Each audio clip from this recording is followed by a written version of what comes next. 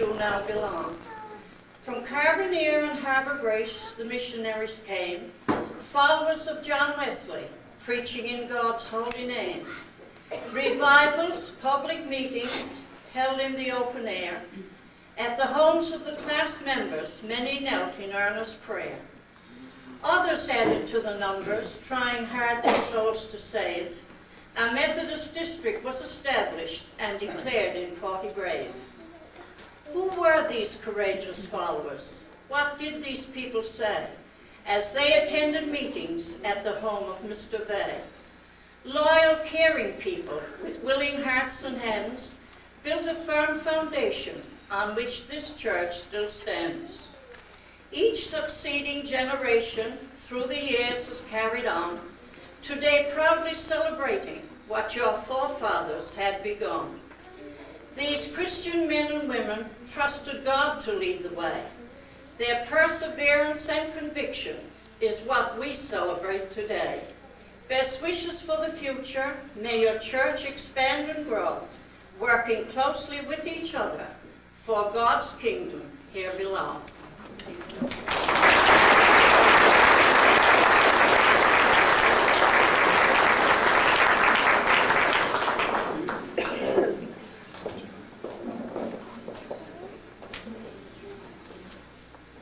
Thank you, Aunt Ruby. You'll see what I mean why we call her Aunt Ruby and her talents from Youth Code Portigrave. The next individual I'm going to call to the microphone is a friend of all of us in Portigrave, known for his wit and his humour, because he's a relative of mine. I probably say that now, I might not want to say it afterwards. But seriously, I say that in jest. He's going to come up to the microphone and he's going to bring back some memories and some reflections of I would think so, his life in Portigrave. Let's call him Noel Mulford.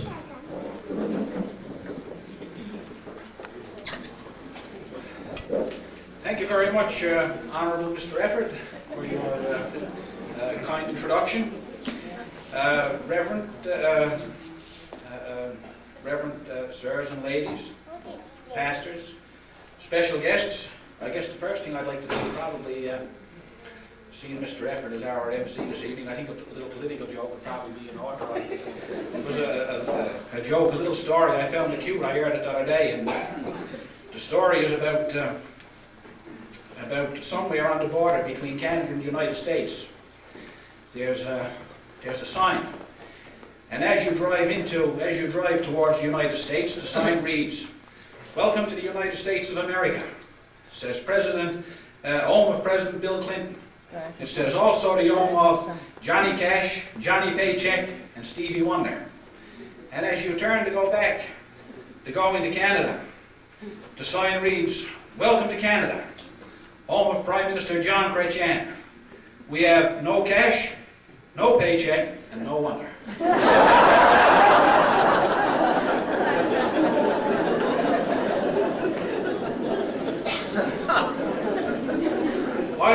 I'd like to congratulate the United Church and all the congregation on their 125th anniversary. I'm sure not only I, but every individual there tonight, especially members of the congregation, they have a lot of fond memories of things which have happened in the association with the church over the years. It's a special time like that gives, or I should say, makes people realize and also sort of reminisce of things that happened in days gone by. Each and every family member here tonight could tell stories probably without end about actual facts and events of things which has happened to them, or stories which they have heard all through the years. A few of the memories of my past and the stories which include are such things as, I can remember when I was a little boy, like going to church with my grandfather. And most everyone here know him. His name was John Mugford, and I guess most everyone know him by Happy Jack. And he got a hill named after him. And in order to get some perspective on the age of the church, grandfather came to mind, the fact that our church was built in 1873 and he was born in 1872, which meant that he was about a year old when that church was born. So if anyone can sort of remember him, you know, you sort of got some scope on just about how old the church would be. I can remember, well, when I was a little boy going to church with him, but he was 81 years old when I was born. And I can remember we'd go to church on Sundays, and I can remember as a little boy I'd look up at him, and when he got up and when he sang, he didn't sing, he shouted. He used to have me frightened.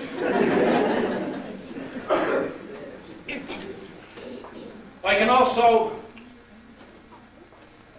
remember of going to church also with my father, who was Nat Mugford, as you all know. And one of the things I noticed was there on that picture of the church here tonight, one of the things that I could see that was missing out of the church. And that I can remember of as a little boy. And there's no chimney in the church. When I was a little boy going to church, well, my father died when I was only 11 years old. But as a little boy, I'd go to church with him, and we had the potbelly stoves down in the church. Everyone remember the potbelly stoves? We'd go, and we'd go down in the morning, whatever, and it wouldn't be put the chimes on, then it'd be ring the bell. Okay, and I can remember going down with him, and we'd ring the bell, and we'd light the fire, and there was two potbelly stoves, one in both ends of the church, and you'd make sure that before the service started, you'd get the stove, you'd have them stoked up, and by the time that they were singing the last hymn before the minister preached, you'd go back up, and while we were singing that hymn, you'd go up and you'd open the potbelly stoves, and you'd make sure that they were full up so no one was going to get cold until the service was over. But after he died, then I took it on myself. As a little boy, then I was only 11 years old, and I kept going myself. I still kept up each time that my turn as sexton in church rolled around. I always tried to manage to go and do it. But you know, I'm glad that I did. Also, another part that I'd like to mention about both my brother John and I, and also my three children were christened in the church.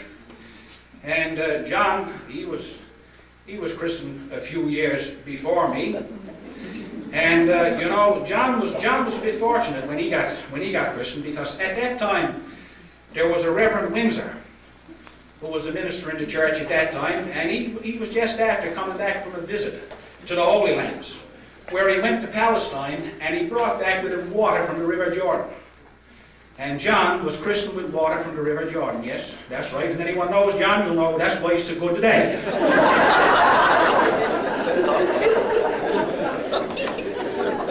But 15 years later, after John was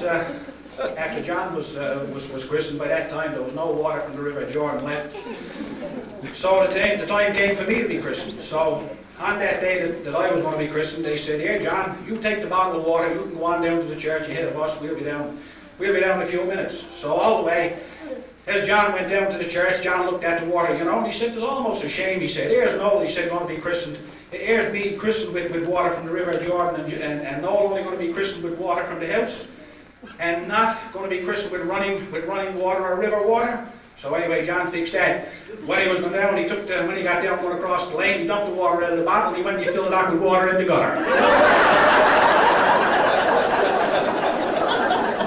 So you know why he's so good and I'm not.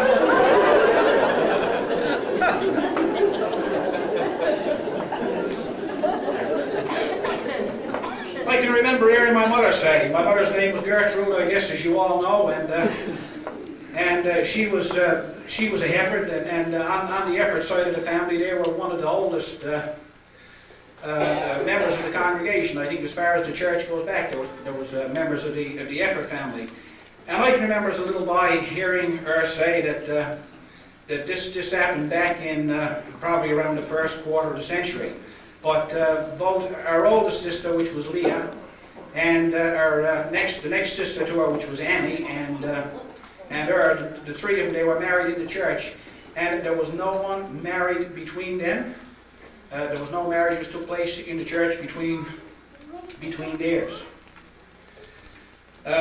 25 years ago, when the church celebrated their 100th anniversary, at that time my mother was the longest, I guess the longest member of the church. Probably not living member. When I say longest, it meant that she was, you know, born in the church, and she was a member of that church basically all of her life.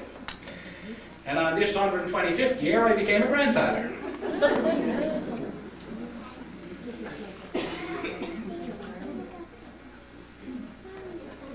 I don't know if I got my notes mixed up.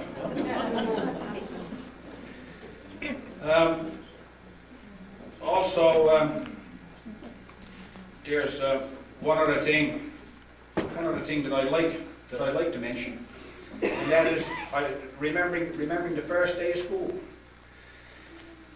And as a little boy, I can remember my mother bringing me down to school. She took me by the hand, and when she brought me over across in the lane to go into the school, there was a young gentleman. He was 2 or 3 years, probably a little bit older than me.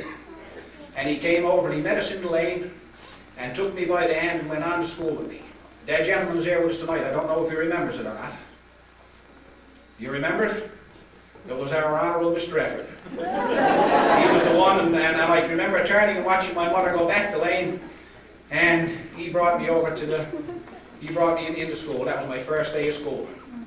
I guess at the time, he figured it was a honourable thing to do, and probably that's why I call him the Honourable today.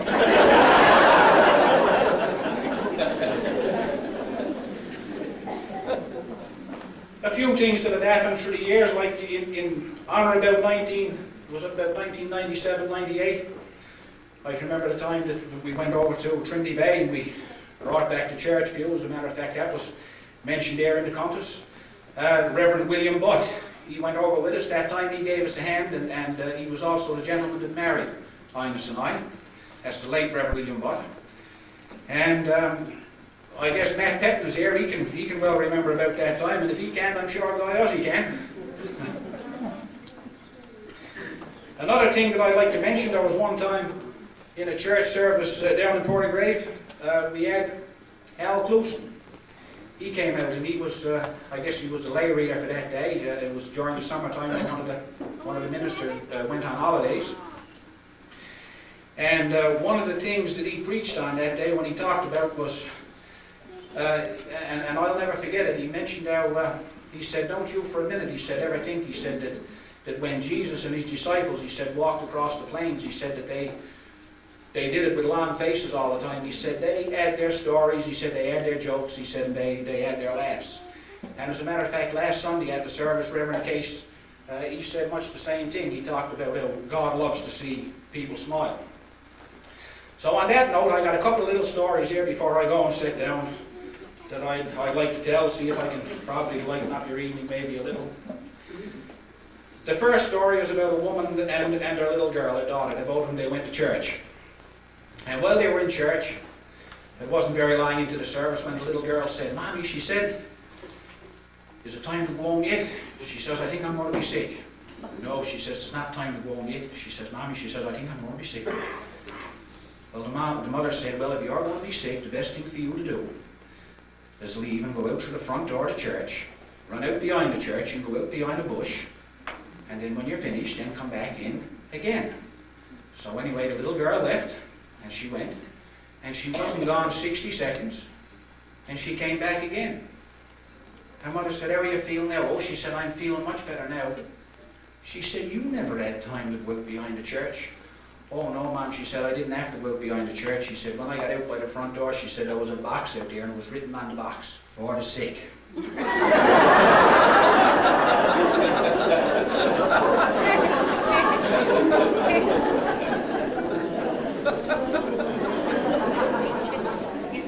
A little story about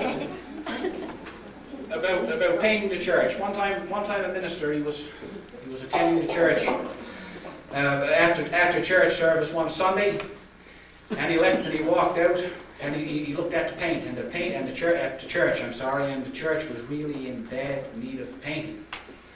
So when he went home, he looked up the special ads in the paper, and he saw that one particular place in town that paint was on sale. So the next morning when he got up, he went into town he bought a gallon of paint to come back and to paint the church. So he took and he started painting the church. He had one side of it painted, and when he had the first side painted, he stood back and he looked at it, and what a wonderful job he had done with the side of the church. But there was one problem. He only had one side of the church, and he had half a gallon of paint used, and he only had half left. So he looked around, and he went down the basement of the church, and he saw a gallon of tinners down there. So he went and he took and he tinned the paint out really a lot, and finished painting the church with it. He went, that night when he went to bed, it rained, and it really rained hard. So the next morning when he got up and he went out and he looked at the church, the first side that he painted was perfect, but the rest of the church, I mean, really looked bad. The paint, the rain had just about all washed off. So he looked up, and he said, "What," he said, "am I going to do?" And a voice shouted out and said to him, "Repaint and tin no more."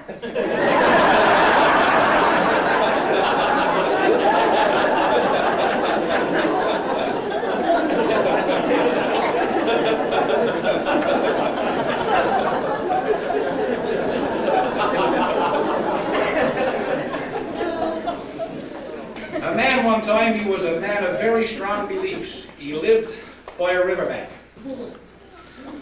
And one day the riverbank began to flood. And the water gradually rose and rose until finally he couldn't stay in his house anymore, and he ended up, he was sat on the heave of the house. Along came a fella in a boat and said, "Come on, get aboard." He said, "I'll take you to safety." He said, "No," he said, "I'm not going to get aboard with you." He said, "God is going to look after me." So that was okay. This guy in the boat went on. The water kept rising. A little while later, he ended up, he was stood up on the peak of the roof. Someone else came along in the boat and said, "Come on, get aboard the boat with me, I'll take you to safety." "No," he says, "no, I'm not going with you." He said, "God is going to look after me." So anyway, with that, he went on.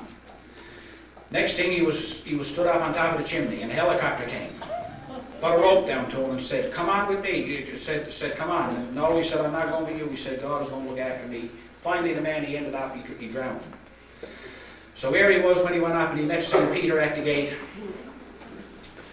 St. Peter said to him, he said, "Well," he said, "whatever happened to you?" He said, well, St. Peter, he said, "I drowned." He said, "I don't really know." He says, "What happened?" He said, "I thought," he said, "God," he said, "was going to look after me." And St. Peter said, "Well, he sent 2 boats and a helicopter. What more do you want?"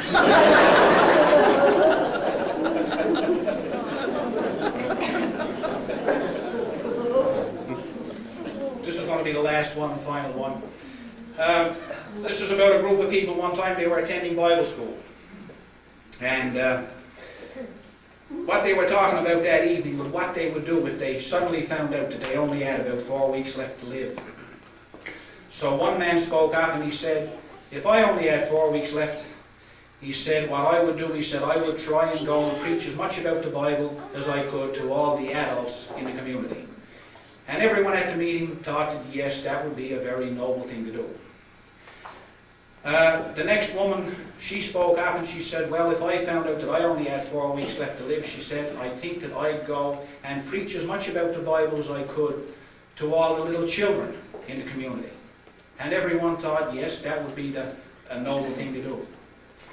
The fourth fellow speaks up. He said, "If I had," or the third fellow I should say, he speaks up and says, "If I only had 4 weeks left to live," he said, "I'd go," he said, "I think, and spend it with my mother-in-law." And someone said, "Why would you spend it with your mother-in-law?" Well, he said, "Because then I'd be sure it'd be the longest 4 weeks of my life."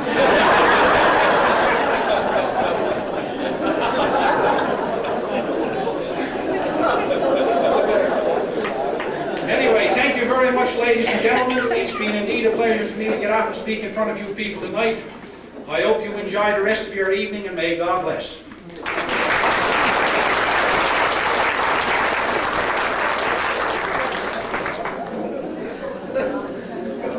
No, you're absolutely right. We should have find time to laugh, to smile, and to be a little bit enlightened. And I can say very sincerely on behalf of all the group that you didn't disappoint us again. Thank you very much.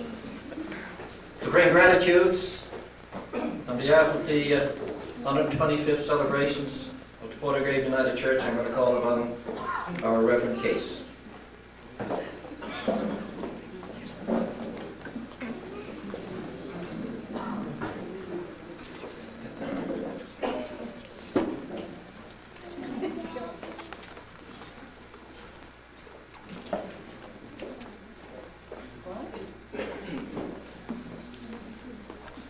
John said earlier on in the evening, he was talking about some of the history of the church, that back in 1973, I believe it was, the church, there were plans to take the church away, to remove the church and build a new church. And at that time, of course, one of the reasons was the church had no basement. And even up to today, the church is still there and it has no basement. But that church has a firm foundation.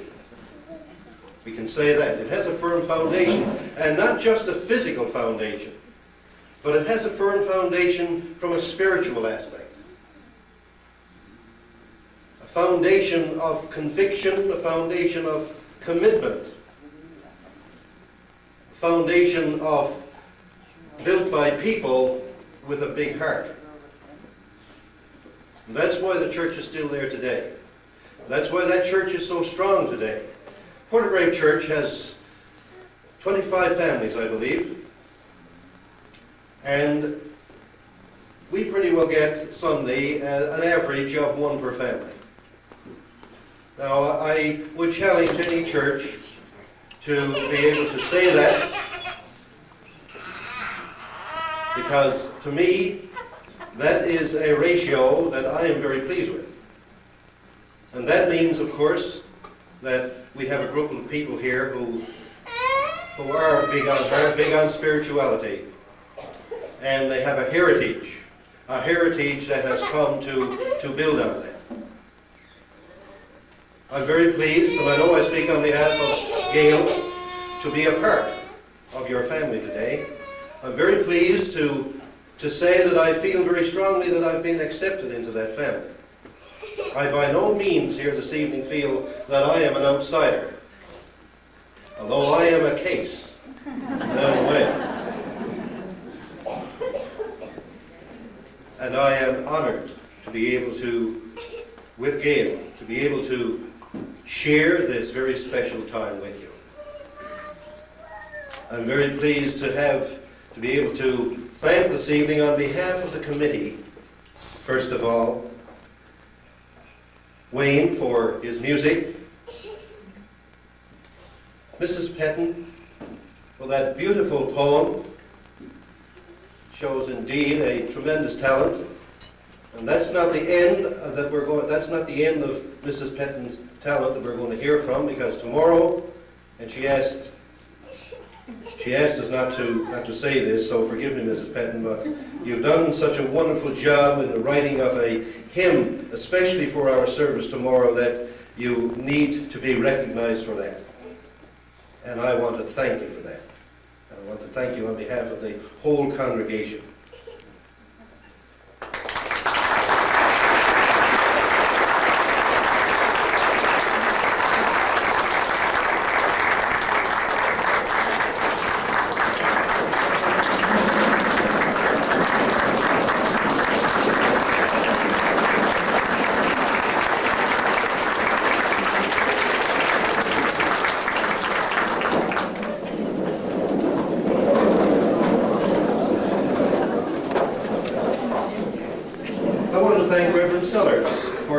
Time out from his very busy schedule to be here this evening, and I am especially pleased, of course, to have Reverend Sellers here, because you see, we go back a long ways.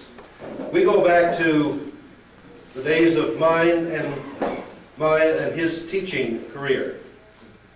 10 years ago, we were meeting as teachers. He was a coordinator with the Avalon North School Board, and I was vice principal of the Carbonear Integrated Collegiate. And little did we know then, at that particular time, that we would be together on occasion like this, serving the roles that we're in. And so I thank you, Clarence, as a friend, for being here this evening, and I thank you on behalf of the committee and the congregation for coming here in your role of Executive Secretary and representing conference. I want to thank Marguerite, Chair of each district. Marguerite and I have been working together over the past year or two. I'm Vice Chair, and I've certainly enjoyed working with Marguerite. I've learned a lot of things from her as we work together, and I'm so pleased that Marguerite and Levi, Reverend Levi Mahaney, could be here this evening to share in this with us as well. And of course, I don't want to overlook Dr. Butt, Reverend Dr. Butt. It's of course a great pleasure indeed to have him share and to be sitting next to me at the head table. And of course, we look forward to what he has to say tomorrow, because he will be the guest preacher at the service tomorrow afternoon. And Reverend Michelin, my predecessor, and I have to say that these were shoes I found very hard to fill. And not only that, it was for a while I was tangled up in his drawers. In any case, they were themselves because of illness or away on holidays. And it touches me so much, because this family, every Sunday when I look down, I see 4 generations of the same family sitting there, supporting their church, giving praise to their God together. And that to me is a tremendous inspiration, to see 4 generations of the same family worshiping together. That's why Portagrave Church is there today. That's why Portagrave Church will be there tomorrow and in the days to come.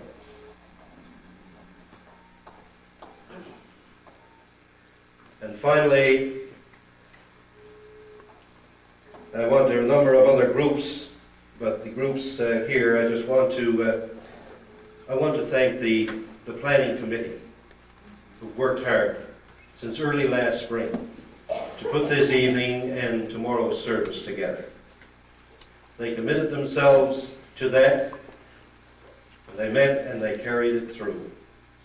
And they did a fine job, and I would like to hear your response to that.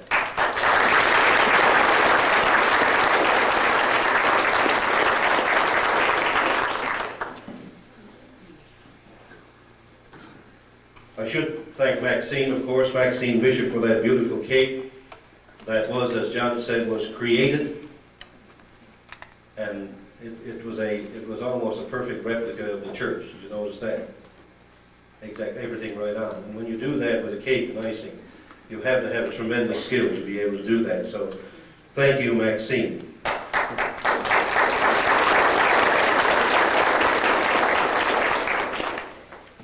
There are a few other groups, but there are a couple of other people that we want to acknowledge now.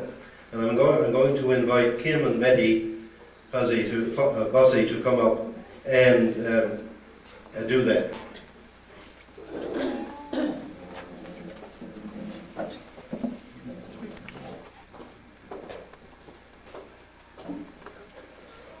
All week, I've been thinking about having to get up and speak in front of people who, like Mr. Efford, have been doing this for a very long time.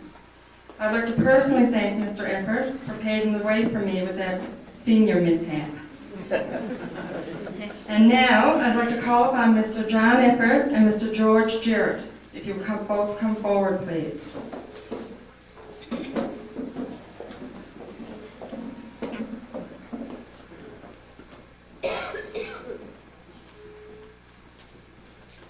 I'm sure all here tonight would agree that you both did a fantastic job to help make this celebration such a success. I think those guys deserve a round of applause too.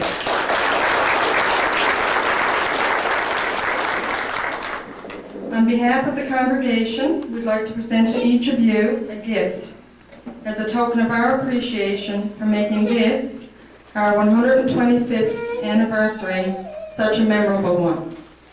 Thank you.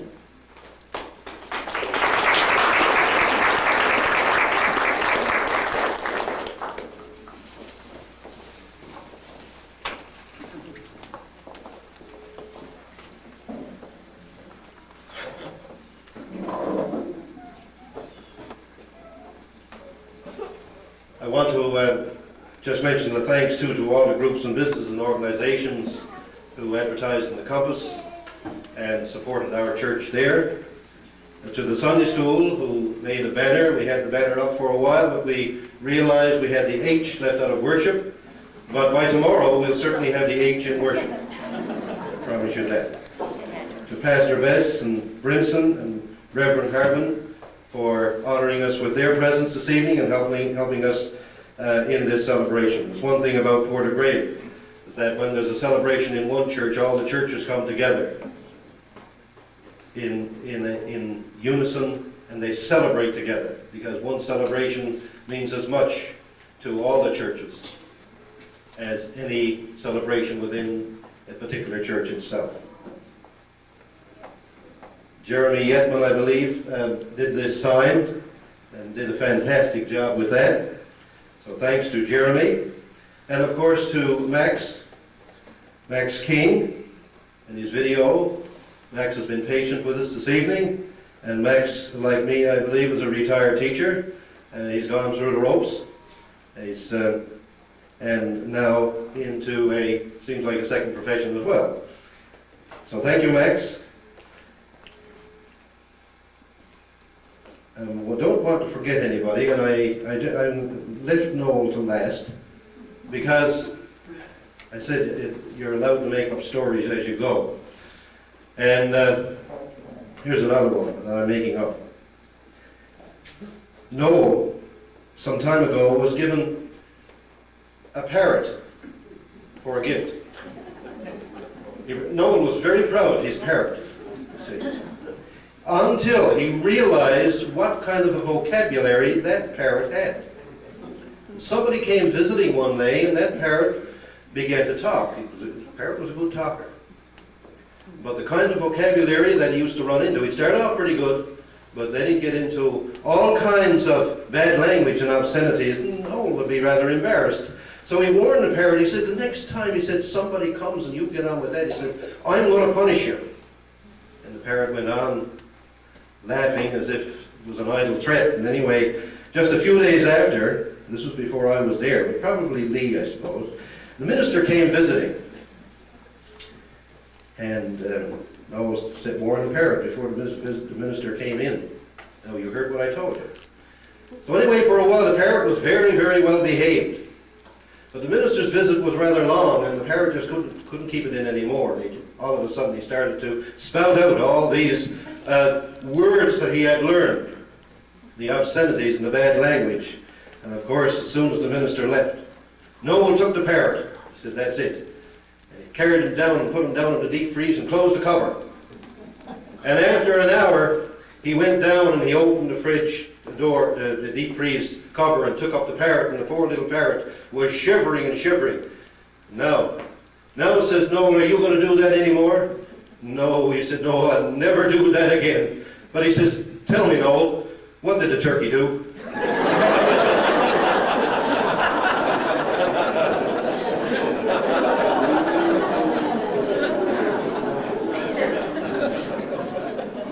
So in closing, on behalf of my wife Gail and myself, congratulations and best wishes to the congregation of Portagrave on this magnificent milestone in the lives of their congregation. Thank you so much for making it possible for us to be here and to share this special time with you. Thank you all.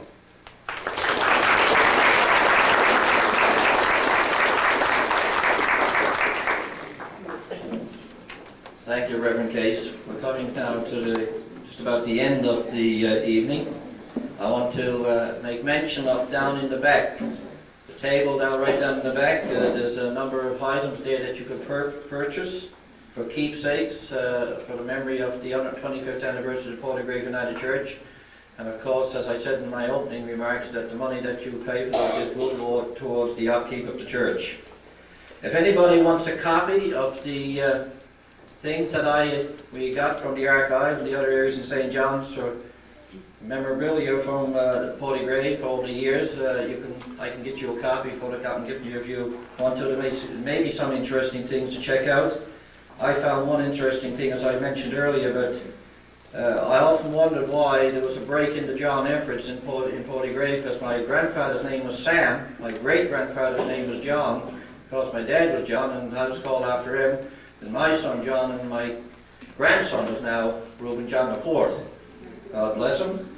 But anyhow, I realised, and I'm going to check this out, but from far as I understand, that the John Efford who was died in September the 2nd, 1873, was my grandfather's brother, and that explains the break in the Johns, because my grandfather's name was Sam Efford. So it's interesting things when you get around the archives to check it out. So if you want a copy of this, I'd be more than only too glad to give it to you. Just two more things to look at. From 1801 to 1998, and this requires some further research, which is 197 years, I would suspect that the first Methodist preacher probably was in Portygrave in 1801, and his name was Mr. Rutten Morris. Ordained February the 26th, 1801, arrived St. John's June the 23rd, 1801, preached for 4 years. Now, 3 times on Sunday, once at Portygrave. So I suspect there was other passages that he kept up on that Sunday, but 3 times on Sunday, 1 at Portygrave. The earliest marriage registered at the United Church Archives, John Farrell and Anna Snow, both of Portygrave, December the 7th, 1837, by, and I don't know if it was a reverend, but it said in the archives, Mr. Thomas Angwin, Wesleyan missionary. So there's a lot of interesting things that you can get there. In conclusion, on behalf of Madonna and myself, I would like to say thank you for the invitation to attend the 125th celebration. I consider an honour and a privilege to be able to be your MC for this evening. I grew up in Portygrave, one of the part of the Efford family there, because there's only a couple of Efford families in Portygrave. And my sister, Boyle, and myself were the first 2 people in Portygrave to be confirmed in the Portygrave United Church.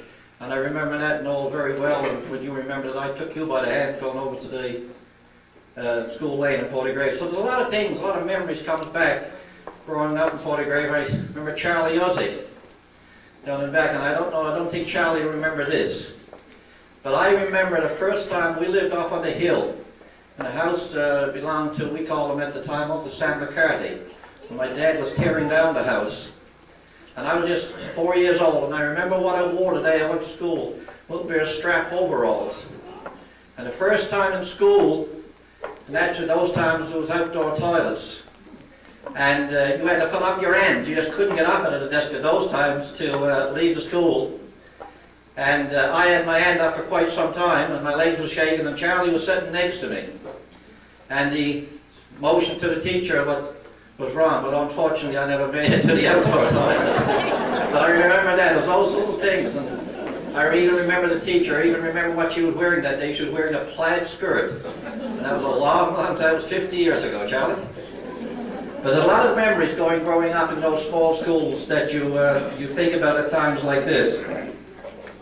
So once again, congratulations to the committee and everybody for putting all of a lot of time that they otherwise would be spending with their families doing other things to make this a successful evening. And I just want to make mention, I'm sure, on behalf for the people of the Gospel of the Grace United Church for the excellent job in the meal they've done, because as always they certainly provide an excellent meal, so I'd like you to give them a round of applause.